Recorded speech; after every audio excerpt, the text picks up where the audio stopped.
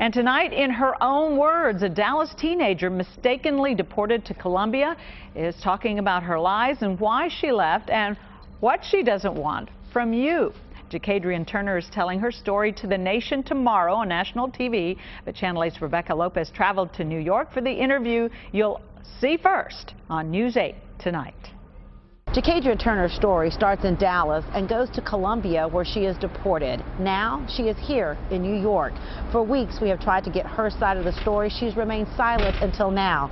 Now she tells her story exclusively to News 8 as she is about to tell it to the nation. Made a lot of horrible mistakes.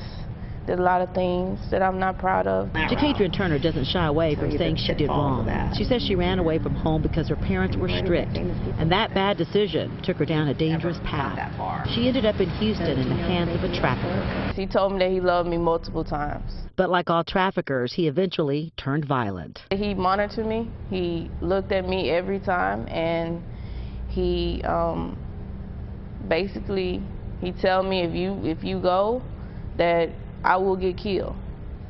If you leave, that you're going to die.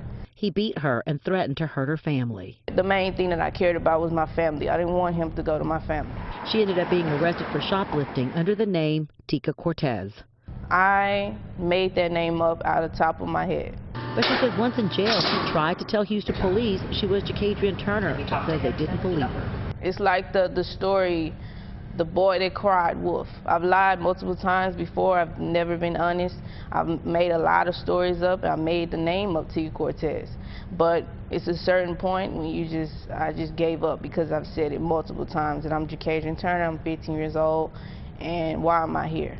She says she never told police she was Colombian and isn't sure where that came from. But the next thing she knows, she's on her way to an immigration facility. She says she was confused. I don't know nothing about immigrants. I don't know nothing about fugitives, none of that, because I'm a United States citizen. Been living in Dallas my whole life. Realizing she's in a federal facility, she says she tried to tell immigration officials, 3 of them, that she's Jacadrian Turner. They don't believe her. It's the same saying they had, the system does not lie.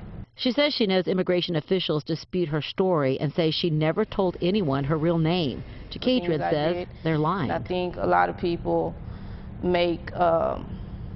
say things to try to cover themselves up. I made the choices I made, and the officials, they made the choices they made. She's then shackled and handcuffed and on her way to a foreign country. She's scared and now afraid if she tells the truth, she will be imprisoned in another country. Jacadrian says she's not looking for sympathy. She simply wants to tell her side and warn other girls about the perils of running away. Hopefully my story would help them to realize they need to go back home.